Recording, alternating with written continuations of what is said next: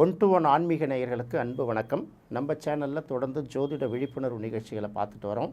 அந்த வகையில் இன்றைக்கி நாம் பார்க்க போகிறது இந்த டூம்ஸ்டே ஃபிஷ் அப்படிங்கக்கூடிய ஒரு மீன் மெக்சிகோ சிட்டியில் கரை ஒதுங்கி இருக்கிறது. என்ன மாதிரியான தாக்கத்தை ஏற்படுத்தும் அப்படிங்கிறத நம்ம இன்றைக்கி பார்க்க போகிறோம். இது என்ன ஜோதிடத்துக்கும் மீனுக்கும் என்ன தொடர்பு அப்படின்னு பார்க்கக்கூடாது. ஜோதிட ரீதியாக இந்த பிரச்சனையை நம்ம எப்படி அனலைஸ் பண்ணுறது எடுக்கிறது அப்படிங்கிறது தான் பார்க்க போகிறோம். பொதுவாக இதை பார்க்கும்போது பார்த்திங்கன்னா இப்போ எல்லாருமே பார்த்திங்கன்னா பல ஜோதிடர்கள் மீனத்தில் வரக்கூடிய இந்த 6 கிரக சேர்க்கைகள், அந்த 6 கிரக சேர்க்கைகள் வரும்போது ஏதாவது அழிவு ஏற்படும், ஆபத்து ஏற்படும் அப்படின்னு தொடர்ந்து சொல்லிகிட்டு இருக்காங்க.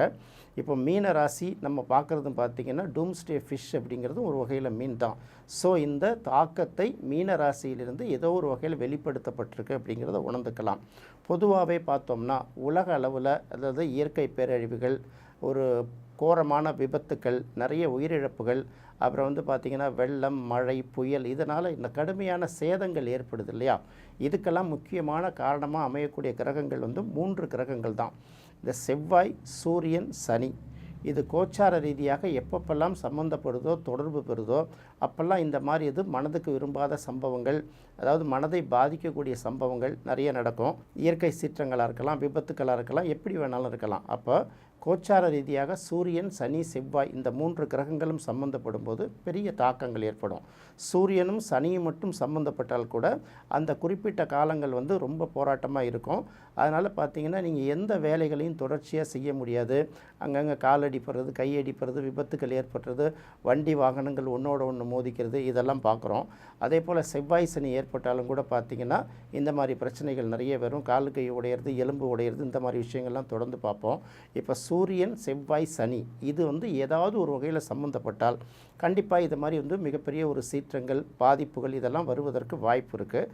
அதே போல் பார்த்திங்கன்னா இந்த பூகம்பங்கள் இதெல்லாம் வரும்போது, சுனாமிகள்லாம் வரும்போது, இது போன்ற இயற்கை சீற்றங்கள் எல்லாம் வரும்போது விலங்குகள், பறவைகள், அதாவது மனிதர்களுக்கு அப்பாற்பட்ட விலங்குகள், பறவைகள், இன்னும் ஏதோ சில உயிரினங்களுக்கு இது முன்கூட்டியே தெரியறதுனால அது அவங்களுடைய ஏதாவது ஒரு வகையில் மனிதர்களுக்கு அதை உணர்த்த ஆரம்பிக்குது அப்படிங்கிறது நாம் சாதாரணமாக சொன்னால் கூட அறிவியலாளர்கள் கூட ஒரு சில விஷயங்களில் அதை ஒத்துக்கிறாங்க. அப்படி பார்க்கும்போது பார்த்திங்கன்னா 2004ஆம் ஆண்டு ஏற்பட்ட சுனாமி, நம்ம இந்தியாவும் சரி உலக நாடுகளும் பார்த்திங்கன்னா பல்வேறு பாதிப்புகளுக்கு உள்ளாகி, எந்தெந்த தாக்குதலுக்கெல்லாம் உள்ளாகி எத்தனை உயிரிழப்புகள், பொருட்சேதங்கள் இதெல்லாம் சந்தித்தோம் அப்படிங்கிறது இன்னும் நம்மளால் மறக்க முடியாது இல்லையா? அதே போல் பாதிப்புகள் வரும்போது பார்த்திங்கன்னா அதற்கு முன்னால் இந்த சென்னை இந்த மாதிரி இடங்களில் பல இடங்களில் பறவைகள்லாம் திடீர்னு கூட்டமாக அங்கேயும் இங்கேயும் அப்படியே அலை மோதிக்கிட்டு ஒரு பக்கம் ஓடினது, விலங்குகள் வினோதமான சப்தங்களை எழுப்பினது, பாம்புகள் தன்னோட புற்றுலேருந்து அப்படியே கூட்டமாக கிளம்பி இன்னொரு இடத்துக்கு போகிறது, இந்த மாதிரி விஷயங்கள்லாம் பார்த்திங்கன்னா இப்போ ஊடகங்களில் செய்திகளாக வந்திருக்கும். அதே போல் 2011ஆம் ஆண்டு ஜப்பானில் ஒரு சுனாமி ஏற்பட்டுச்சு. ஜப்பானுங்கிறது அடிக்கடி இந்த சுனாமி, எரிமலை குழம்பு இந்த மாதிரி அடிக்கடி பாதிப்புகள் அதிகமாக சந்திக்கக்கூடிய ஒரு நாடு. 2011ஆம் ஆண்டு பார்த்திங்கன்னா இதே போல் இந்த ஓர் ஃபிஷ் அப்படின்னு சொல்லுவாங்க.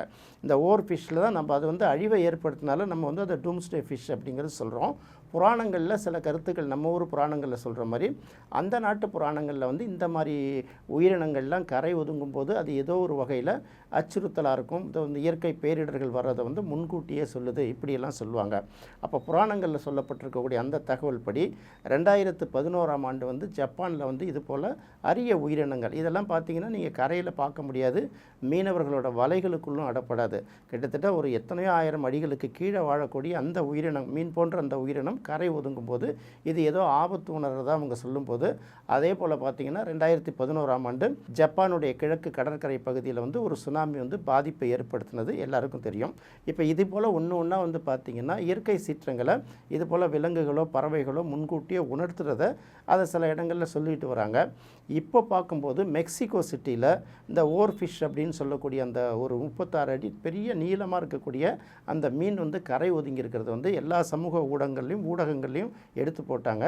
இது ஊடகங்கள்லையும் மிகப்பெரிய அளவுக்கு வாக்குவாதம், பரபரப்பான விஷயங்கள்லாம் போயிட்டே இருக்கிற சமயத்தில் இது ஜோதிட ரீதியாக இதை எப்படி அணுகிறது அப்படின்னு பார்க்கும்போது பார்க்கும்போது இப்போ நாம் சொல்கிறது வந்து 6 கிரக சேர்க்கைகள் வந்து மீன ராசியில் இருக்கிறதுனால ஏதோ ஒரு வகையில் இந்த மீனத்திலேருந்து நமக்கு ஒரு வெளிப்பாடு கிடைச்சிருக்கு அப்படின்னு எடுக்கலாம்.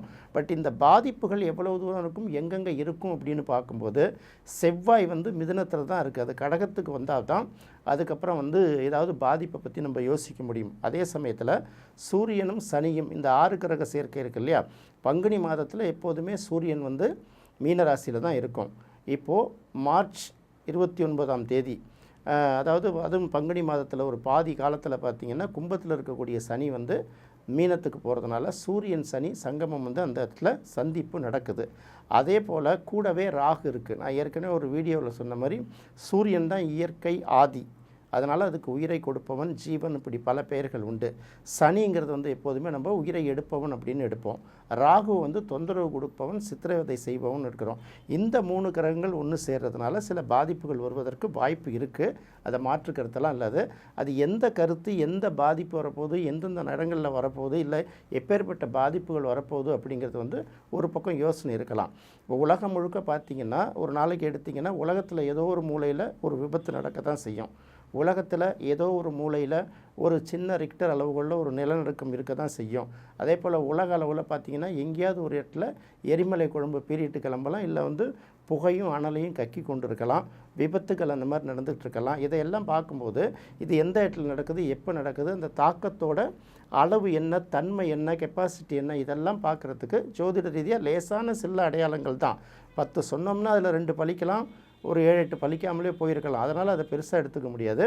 இப்போ மீனராசியில் தான் அந்த கிரக சேர்க்கை இருக்கிறதுனால ஓரளவு பாதிப்பு இருக்கும்னு நம்ம சொன்னால் கூட, அடுத்தது பார்த்திங்கன்னா இந்த குருவும் சுக்கிரனும் பரிவர்த்தனையாக இருக்கக்கூடிய அந்த காலகட்டம் வர்றதுனால என்ன மாதிரியான விபத்துக்கள் பேரிடர்கள் வந்தால் கூட அதிலேருந்து ஒரு விடுதலை கிடைக்கும், இல்லாட்டி அதை வந்து தவிர்க்கப்படும் அப்படிங்கிறதே நம்ம சொல்லலாம் இல்லையா. அப்போ டூம்ஸ்டே ஃபிஷ் வந்து மெக்சிகோ சிட்டியில் கரை ஒதுங்கினது வந்து ஏதோ ஒரு வகையில் இயற்கை சீற்றங்களையோ ஒரு பாதிப்பையோ உணர்த்ததாகவே வச்சுப்போம்.